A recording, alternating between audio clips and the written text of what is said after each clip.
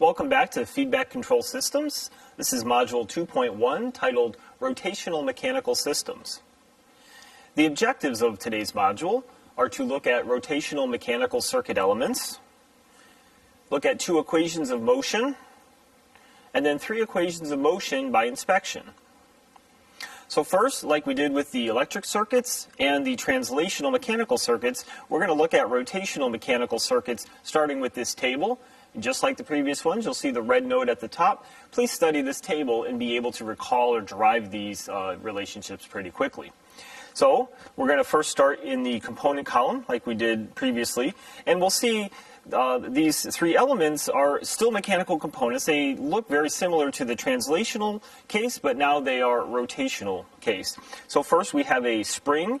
This can be thought of as a torsional spring, if you will, in a mechanical system, a viscous damper, and then finally at the bottom some inertia.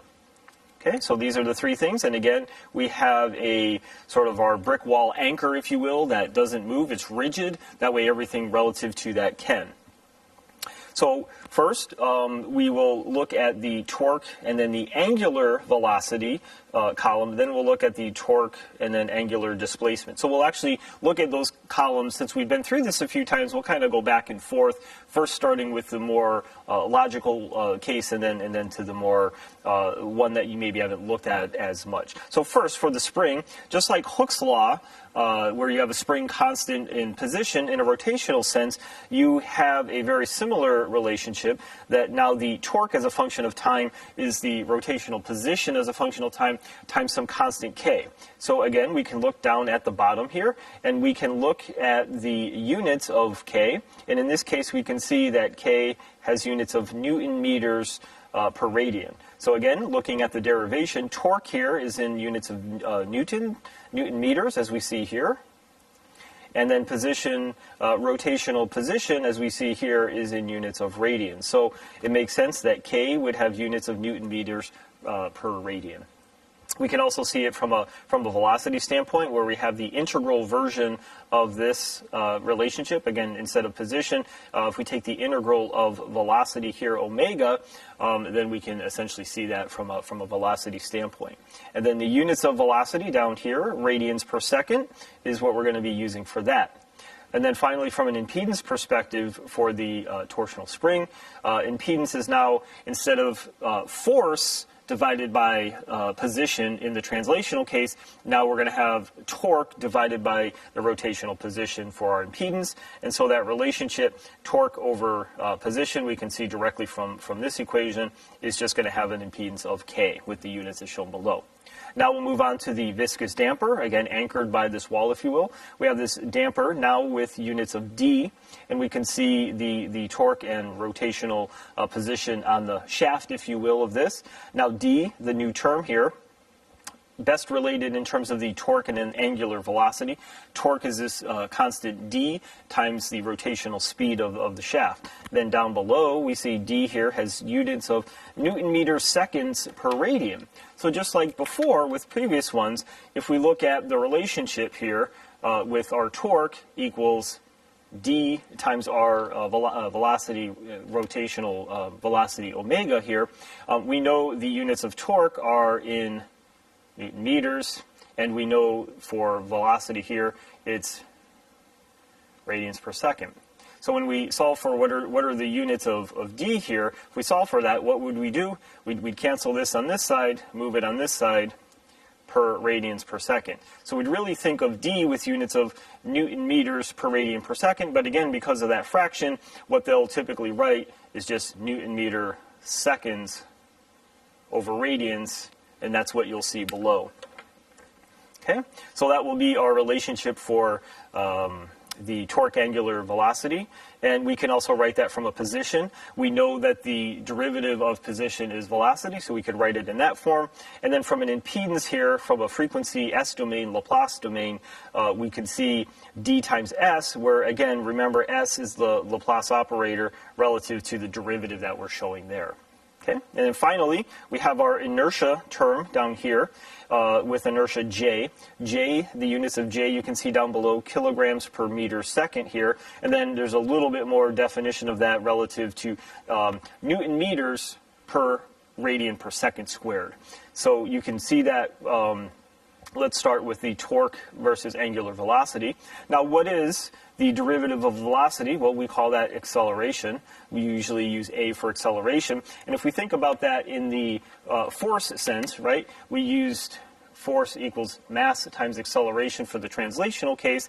So for the torque, we're now, instead of a mass, we're looking at rotational inertia here times our acceleration, where acceleration, again, is the derivative of the velocity term.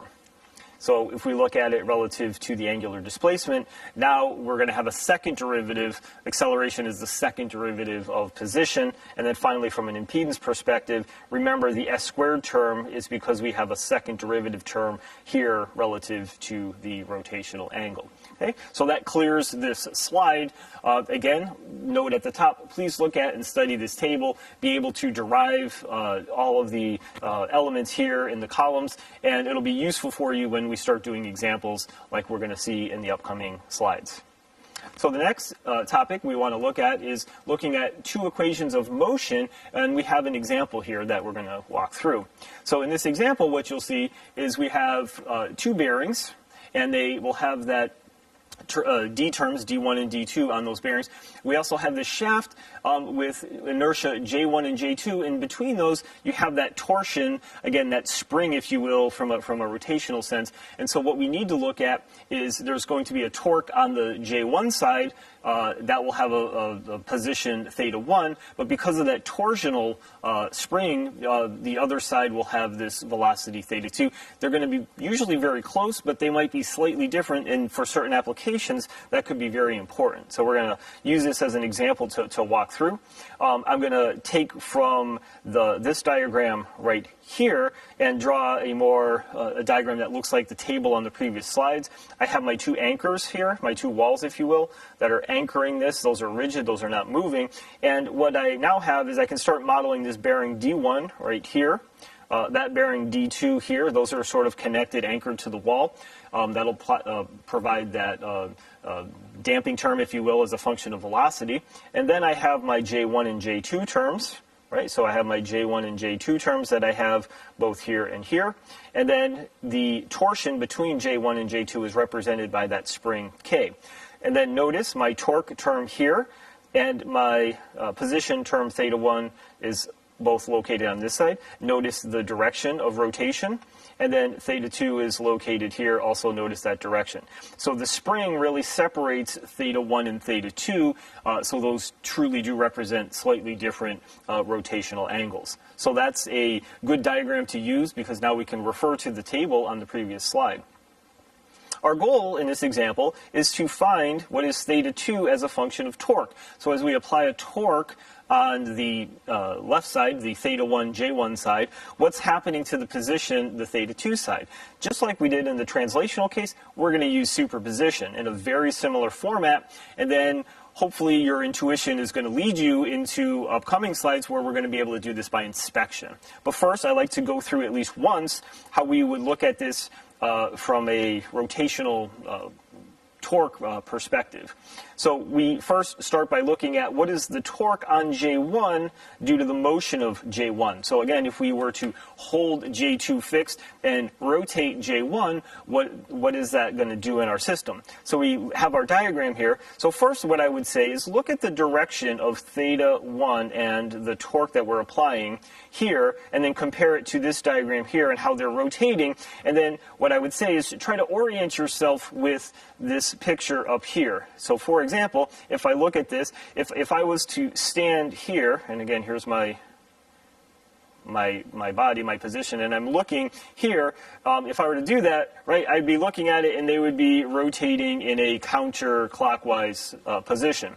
So as I'm looking at it from here, we see that these are rotating from what? A clockwise position. So I really can't be here relative to this picture, that I must be more, I would say, over here, kind of looking that way, right? Because now if I'm looking this way, I'm seeing a rotation this way. That looks clockwise, and that's actually consistent with this picture. So I'd say very important, because depending on your location and your perception, If you're looking at it one way, the shaft's going this way, clockwise. If you're looking at it this way, it's still going in the same direction, but from your point of view, it looks like it's spinning backwards. So very important to orient yourself and let everybody that you know working with you orient to the same orientation. So sometimes these diagrams will help in that regard, okay?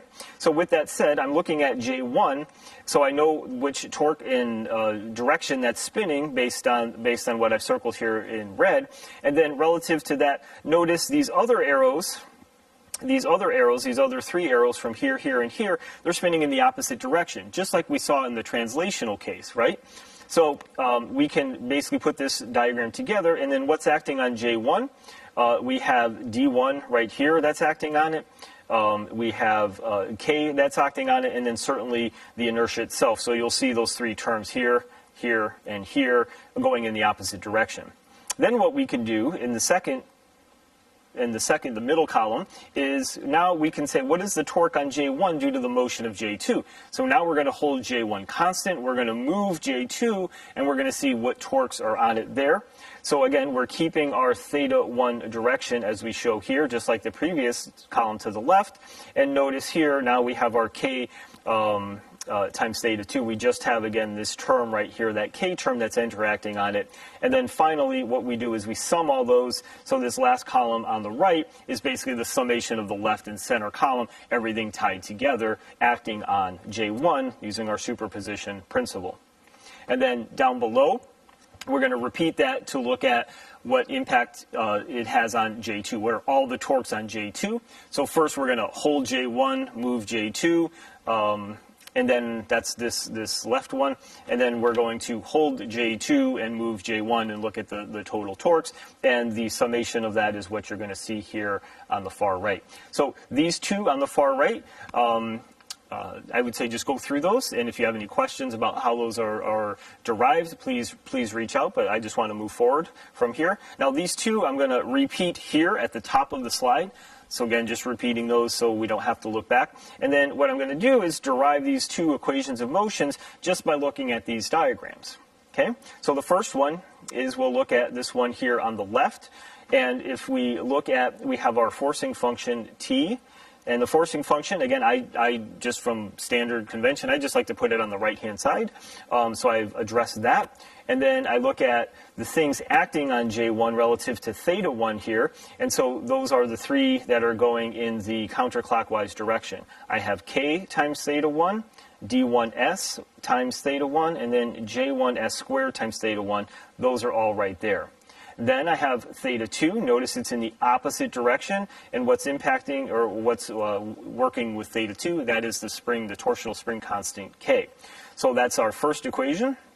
And then a second equation down here is for this one on the right, what's acting on J2. So first I'd like to say, is there a forcing function on J2? No. So let's put the right-hand side equal to 0. Let's start with theta 2 because we're looking at J2. And again, what we're going to see relative to theta 2 in the direction of theta 2 is K times theta 2, D2S theta 2, and then J2S2 theta 2. They're all positive. That's all right there. And then finally, K times theta 1. Notice it's going in the opposite direction. So we need the minus sign right there for that. So we now have our two equations, two unknowns. We are assuming we're going to know our J1, our D1, our K terms, our J2, D2 terms, etc. We're going to know all those, so really the only unknowns in this equation that we're trying to solve are theta 1 and theta 2. So now as we apply torque, given all the other information, we can solve for those two positions and track them. Okay? So that's the approach. Now normally what we do is we'll do this in matrix form, just like we did for the translational case. Again, for two equations, two unknowns, you can probably solve that by hand. But again, just trying to set it up so when we go forward with 3, 4, 5 equations, 5 unknowns, definitely want to use some matrix math and some computers to help you solve that. So again, what I do is I have our forcing functions. Now I put them here on the left. I have my two unknowns here, theta 1, theta 2, and then all these terms, again, distributed in our matrix for solving that directly. And then this is repeated on the next slide here at the top. And now I want to look at that transfer function characteristic. So here, my input is torque on the left. My output of interest is theta 2, and then now I want to find this transfer characteristic. So again, here's my torque, here's my theta 2. So relative to the graph here, I'm looking at a negative k term here. So we could probably put in the negative sign there. The negative sign there, I think, is going to be useful. I think there's just a misprint, so sorry about that. We can put the negative sign there. And then again, notice the denominator, I'm not actually writing it out. It's that delta symbol, which again from Cramer's rule, I just provided this, we saw this in a previous slide as well. This was Cramer's rule and how to do that. So again, we said that's our A term, our B term, our C term, and our D term. So we can actually use that and then do that cross multiply. This term times this term is AD, and then we're going to subtract this term times this term plus k squared. So with the negative sign, it'd be minus k squared. And then that is what would go here in the denominator. Again, it tends to get long, so we're not going to write that out. Now, we're going to be doing some worked examples in MATLAB. You'll see those in other videos on worked examples. And one thing about MATLAB is they have a symbolic toolbox where you can actually write these as symbols, as we're showing here, and we'll actually do that symbolic math. There's other online tools that I'll talk about in some of those worked example videos as well, so that you won't have to do a lot of this by hand. You can let the computer do that even with symbolic math. Next, we're going to look at three equations of motion, an example. And again, now we're going to do this by inspection. We're just going to look at this instead of drawing those torque diagrams, if you will, and use superposition. We're getting good at this now. We're going to start doing this by inspection. So, three equations. Well, if I'm looking at three equations, I better have three positions, and here I have them, theta 1, theta 2, theta 3. And so, first of all, the approach that I'm going to take by inspection is I'm first going to focus on my theta 1 term right here. So this first equation is really focused on, think of that inertia. Okay? So the theta 1 term, what is everything that's touching that inertia? Well, certainly it's itself, so J1s squared times theta 1. That's a torque acting from that inertia. What else? Well, we have D1 right here, so that would be a D1s, and then we have this k term that's operating on that. So these three terms are interacting with theta 1, so we need to include all those. And remember, when we're acting on theta 1, when we're looking at itself, all the terms are positive. Now when we look at theta 2, all those terms are going to be negative. So again, this term here, negative, relative to theta 2. So theta 2 interacting with theta 1 is through this spring k, and that's what we see there. Now, is there any interaction between theta 3 and theta 1? Well, not directly. So in that case, notice we have a 0. So you can put a minus 0, a plus 0. I like putting the minus term again just to remind me that when something else is interacting with it, it's just a minus term. But in this case, it's 0, so we technically don't even need that term. But for bookkeeping, when we put it in matrix form, we want to put a 0 there. So again, I do like to put that down. And notice, where's the torque? Where's our forcing function? Well, that is directly on J1, so we're putting that forcing function. So that's our first equation, done just by inspection. Now we can look at our second equation, which will be based on J2. So again, I like to start positive. I always start with the positives. So I look at theta 2. What's touching theta 2? Well, I have my J2s squared. Here's my D2. And then my K, which was over here, interacting with that. So starting at the positives, now I'm going to work outward from it. So what's the impact with theta 2 relative to theta 1? Well, I have this spring constant K. That's a negative term, and that's what it interacts with theta 1. And then finally, how does theta 2 interact with theta 3? Well, I have this D2 term, so I have, again, the minus sign, just like I had the minus sign here. And then that minus D2s times theta 3. Is there any forcing function relative to the J2 inertia? No, so there is a 0 on the right-hand side. Okay? And then finally, I'm going to look at my J3 term. First, I'll just start with the forcing function, no forcing function, so that side of the equation is 0. And similarly, no interaction with theta 1 and theta 3, so I have my negative 0 term, if you will, or just my 0 term. Then I'll look at terms just on theta 3. Again, I have my J3 s squared, my D2s, and then I also have a D3 term. So I have a D2s and a D3s term. No k's in this case interacting with the J3 directly. Now, finally, my last term here, negative sign. And then theta 2 is interacting with the theta 1 through this D2s viscous damping term. So again, by inspection, I'm pretty confident now with the many examples that we're going to be working, and then even more worked examples, that you're going to be pretty good at writing these by inspection. But again, please practice, and you will get good and better at those. Okay? And so we could then write this in matrix form and then solve, again, as appropriate. So that will conclude this module 2.1 on rotational mechanical systems. If you have any questions, please reach out. Thank you.